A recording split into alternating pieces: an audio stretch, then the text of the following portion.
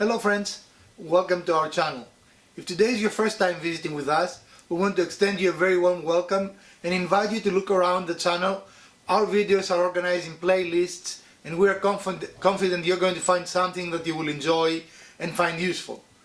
If you have been here before but you have not subscribed, we invite you to subscribe. And if today is your birthday, we want to wish you a very happy birthday. Today we are going to tackle a very common DIY project relating with cars, and that is replacing a battery.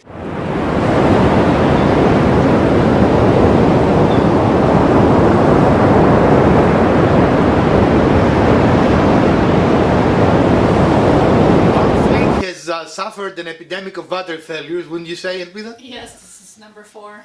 So this is the fourth battery we're going to be replacing, and of course the winter makes it hard on batteries. So batteries that probably would start the car in summer will not be able to provide the power they need in winter. But we had another car that we need to change the battery, and we decided to show you the steps and also show you how to test for a parasitic draw in case that is the problem for your battery. So in a few moments, and I want to prolong it, but in a few moments we're going to go outside in the cold yonder, right? Yeah, but at least it's in the 40s today. Yeah, it's in the 40s. It's great to work out with naked hands. Hey, but we had the blizzard over the weekend, so 40s is nice. And the last battery we changed it in snow, remember? We did.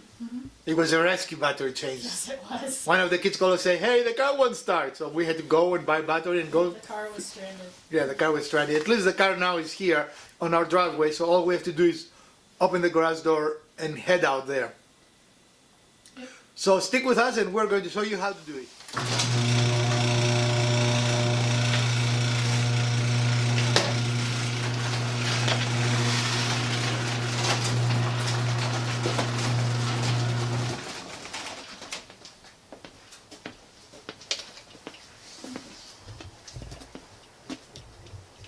And here's our patient, right? Yep.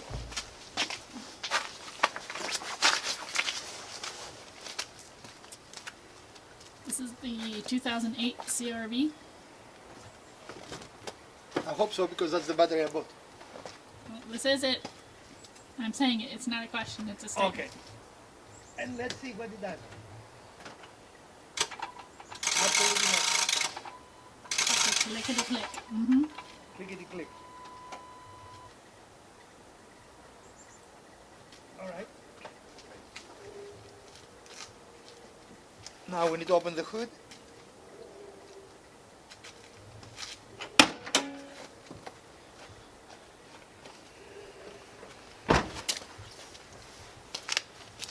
Don't know what is the best spot for you to be.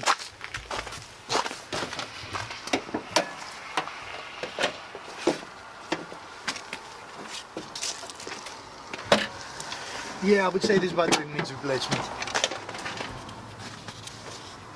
1116, I don't know, actually might be still under warranty. Have we changed that already? If we did, I don't have the thing for it. I don't think you need the receipt because that's what the date is there for. But anyway, we'll see. We might. Yeah, it might turn out to be. And this is our favorite tool to do most every job. And I know that sounds funny, but Yeah, this little toolkit, he makes fun of me, but this has become our go-to toolkit for all the little bitty things and the tight spaces that you don't think you can get into. I don't remember what Where's size we're using. the other tool that you got to show if there was a phantom draw? It's in the car. That will help us. How? We have to have the good battery to show that. You cannot show phantom draw when there is no draw. Okay.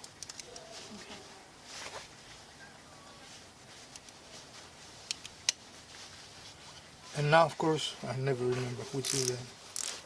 That's Lucy. That's Lucy.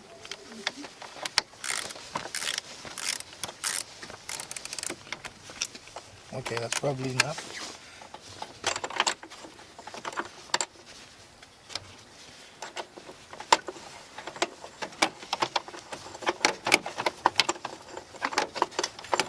What size is this? 10. I think it's 10 for all of them. That's what I thought.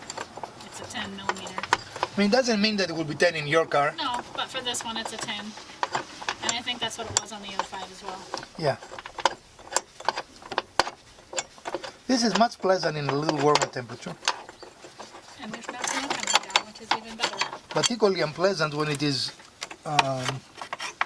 well, I don't remember having changing this battery, but it says 16, so must have. Do you remember us changing this battery? I do not. Okay, we need to do this one. Indeed. And this doesn't take much, guys, you just, So you're loosening these bolts that hold the brackets on too. and then usually if you just Wiggle it a little. wiggle it a little, comes off. What the heck is this? It is It has a plastic casing that does it. yeah. I just don't remember changing this button, but that's okay.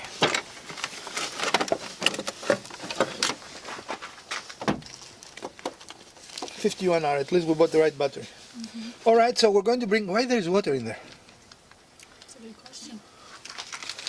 All right, we'll go and get the other battery. One of the easy checks you can do on a battery is to check and see how volt is delivering.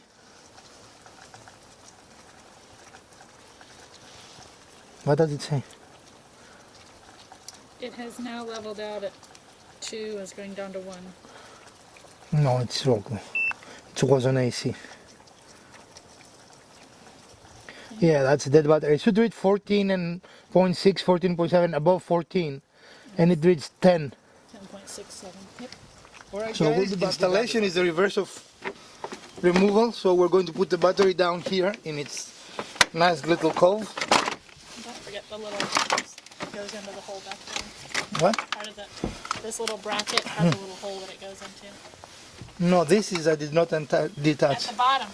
Oh, but we need these two. Yeah. Redo. Now, one of the things I didn't mention, it's always advisable that you take the positive first, and I put it the wrong way. Dang it! So then I can show them what I'm talking about since we have isn't there a handle there? No, the big ones have handle, the little ones don't. The little ones do. Fat stickles. So down at the bottom, this little thing that holds it in also has a hole that it goes into there to help hold it in place. For many cars. Yeah. The BMW There doesn't might be have that. a variation in the style of how they've done it, but many cars have those to help hold the battery in place. And now just to tell you what I did wrong, I was not paying attention, is that the cables are fairly tight. So the way I had the battery before, the positive was here. And if you had enough extension, that wouldn't be an issue. But in our case, we didn't. And try to remember to put everything you take out back in. That is a little bit important, right? And you don't need to force anything in these operations, right? I mean, this should be a pretty straightforward. There is also a similar, what do you call it? Connection. My hands are frozen.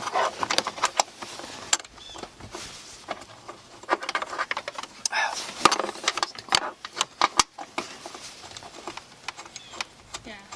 It can be challenging when your fingers start freezing and you're using the sensation in your hand to get things to go back where you need them to. Who needs feelings? Did you flip that back to righty-tighty? Yeah, but it is a short. That's the only bad thing about this. It is a short. Yeah. Mother. We're a family channel, so we're not going We're to say. gonna take a minute to get this taken care of and we'll be right back. So we got that. It took both of us to kind of hold that in place again because of the cold. Just making it difficult out here. And this doesn't have to be strong to break the battery, it just has to be strong enough to hold it, right?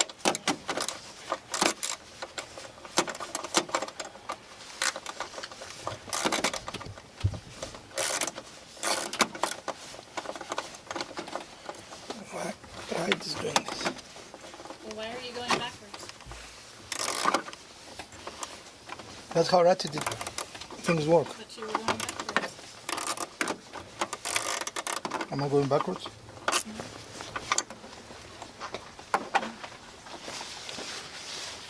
Mainly because I have zero feeling on my fingers. Does that help? Okay. Is that right? That's good. That's good.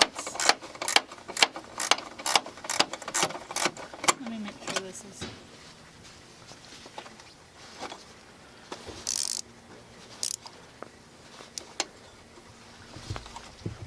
I can still do it by hand. I want to be able not to do it by hand. You can flip it the right way. Here. That could be it. That could be it. Righty tighty, lefty loosey. I don't know it, Lucy.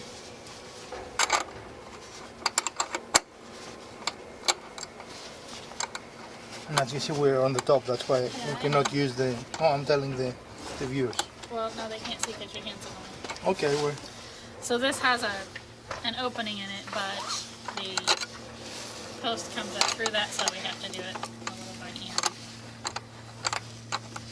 There we go. Hey, our tries are coming. There. Both in a row. Both in a row. Excellent. Then And- we put the cans in.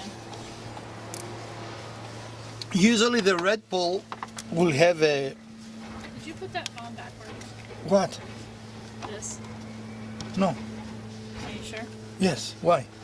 Because how's this supposed to go down on that?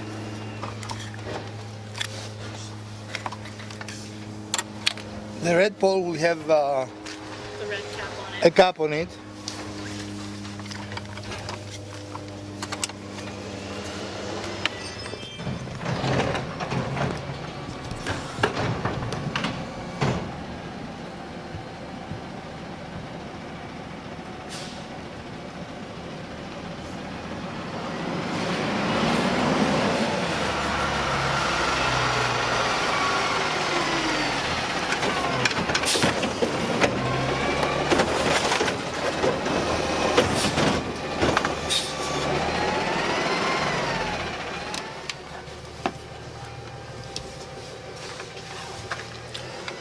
Alright folks, after a short intermission, the battery is back on, and of course the pedal was right. This, I've turned it around, but from Because this sticks up so far, the red battery cable wasn't going to go into place correctly, so we just flipped the little plastic casing around. so let's see what this battery reads, hopefully 14 or above. Do you want me to put it there? Or-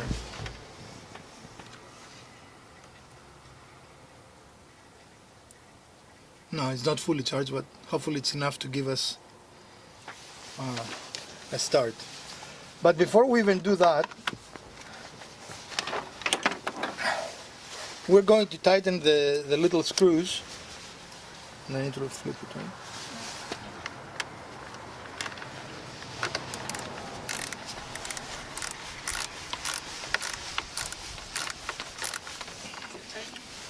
Did you flip it before? I did, so that it was correct.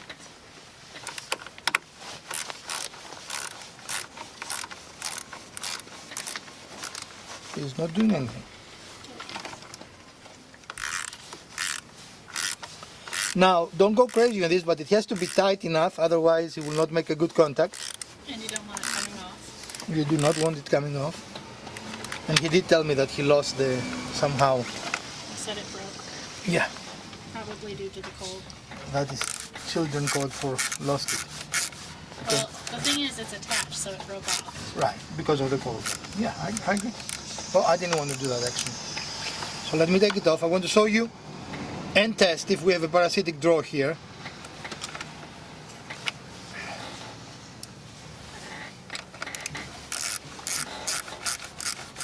And the way you do that is you take the negative part of the battery off and you switch your multimeter to amps, because that's how you see draw. And let's go to amps. Do you see amps or am I? That's milliamps, they're amps. Okay. But we need DC again. It likes to go to AC, maybe that was the problem again. Maybe. So you go to from your positive here on the battery to the negative cable, and you see we have 0 there. That tells us that we have absolutely no draw. And to make 100% sure, we're going to go to a smaller denomination.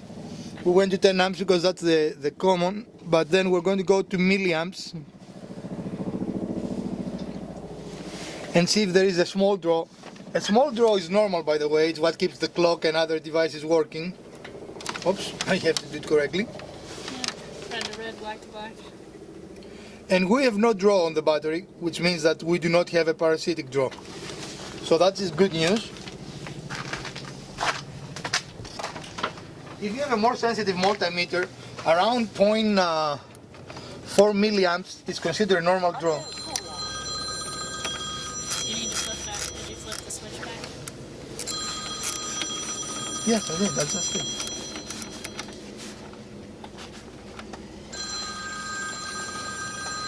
Whoever you are, I'm not answering your phone right now. Oh, let's see if it is the boy though.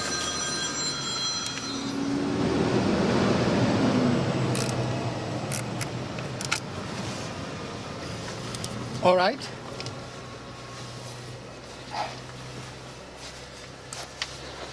We are going to put our magic kit away. Always put your tools away when you're done. And this little kit, which is Alpida's favorite, has saved our behinds more than one time. And now let's hope that the car starts.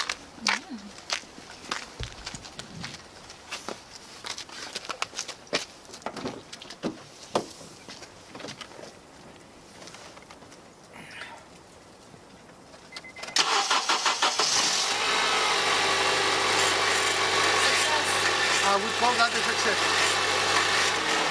What's that sound though? What sound? There was a sound. Of course there was a sound. There was an engine running. No, it was a weird sound. Start it again. Oh my god.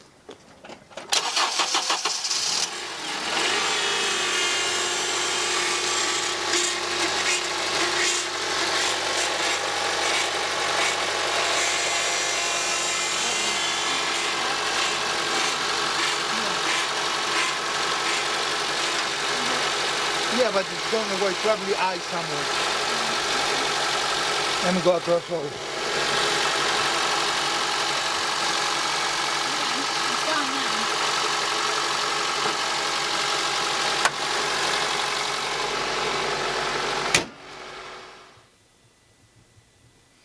All right, folks, and that's all, folks. I am freezing, and this is not the most fun job to do outside, but Cold. when it's cold. But sometimes, and depending where it is, it can save you a lot of money. If the car is drivable, places like O'Reilly's, we have no connection with them.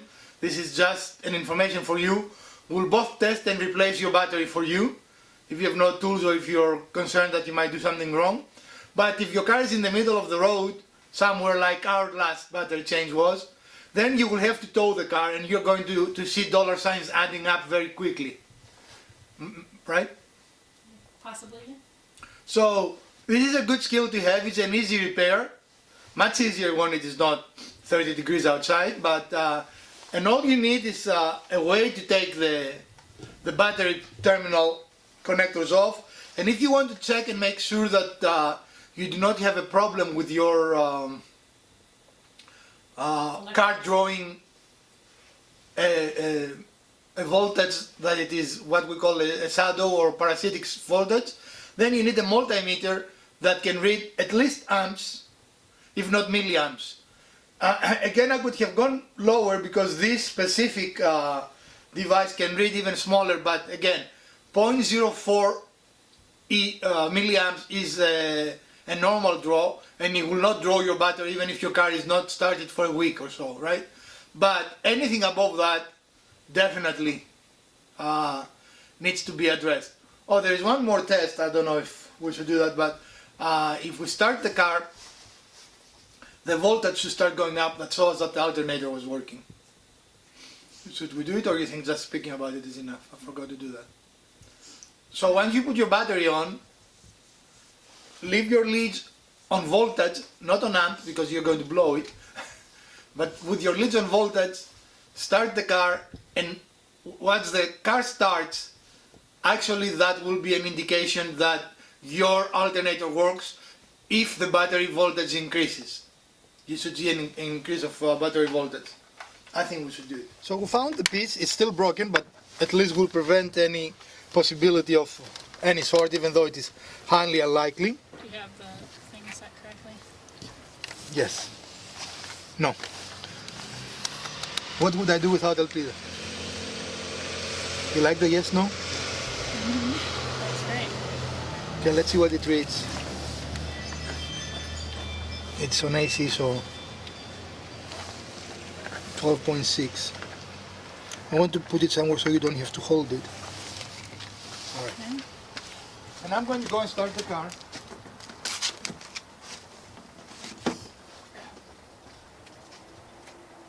Now we are ready to start our engine, and as you can see, it saw a voltage drop, which is normal, followed immediately by a voltage rise as the alternator start recharging the battery.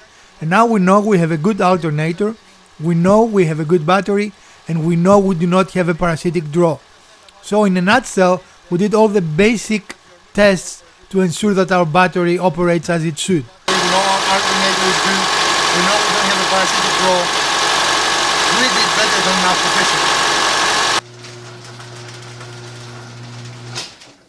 Alright folks, if you enjoyed this episode, please give us a thumbs up. We really appreciate it. And also, if you're a subscriber, click the bell icon so you'll be notified every time we post. And if you're not a subscriber, why you're not a subscriber? We post 2 videos a week, and we have done so without a fail for over a year, right? Isn't that correct? I think a couple years now. So we always have new content for you weekly. Share, like, subscribe if you have not done so, and let us know what you want to see next. From the Garage Wizard, Elpida, and the Urban Homesteading channel, we bid you well, and we hope you really enjoyed our episode.